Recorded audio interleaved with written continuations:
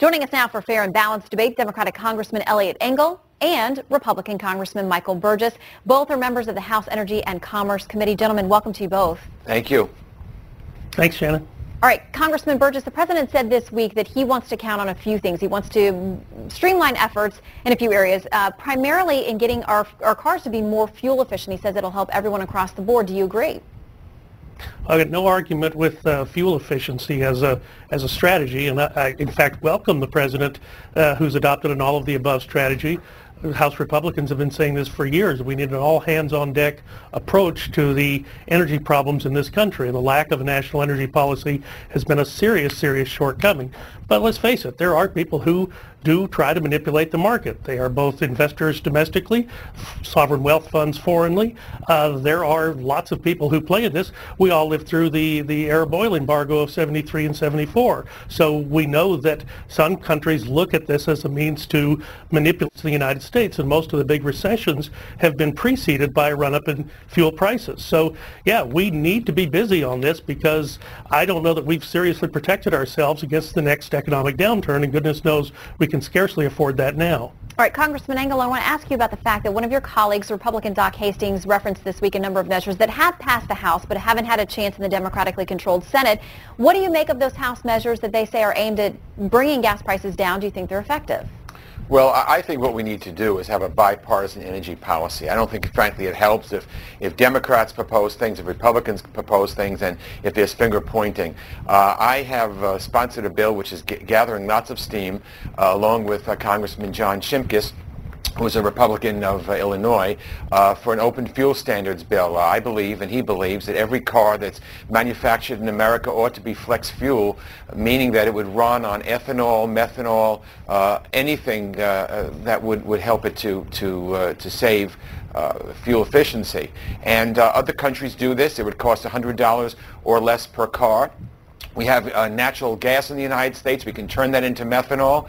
And this is, I think, what we should be doing. Brazil does it. It's done in many other countries, and we should be doing it. I think we should study every energy policy.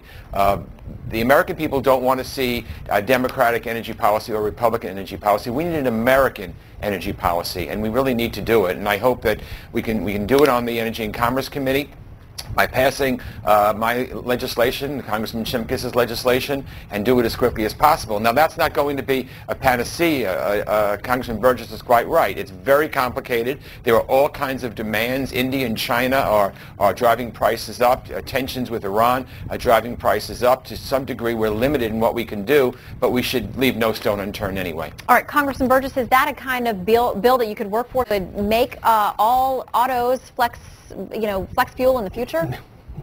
Well, look, we've already tried the massive ethanol subsidies, and they haven't worked. But I'm all for anything that can be demonstrably improve our nation's energy position.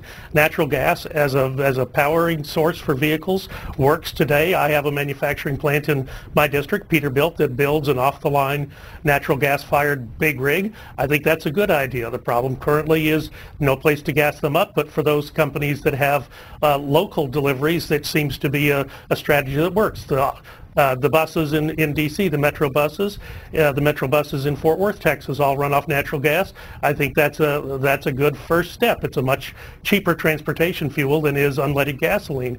But look, you talk about a bipartisan approach. For heaven's sakes, Bill Clinton said to Barack Obama, "You ought to do this Keystone deal, because it really would take some of the pressure off." And there's a bipartisan approach, and I don't normally agree with Bill Clinton, but I think in this instance he's likely correct.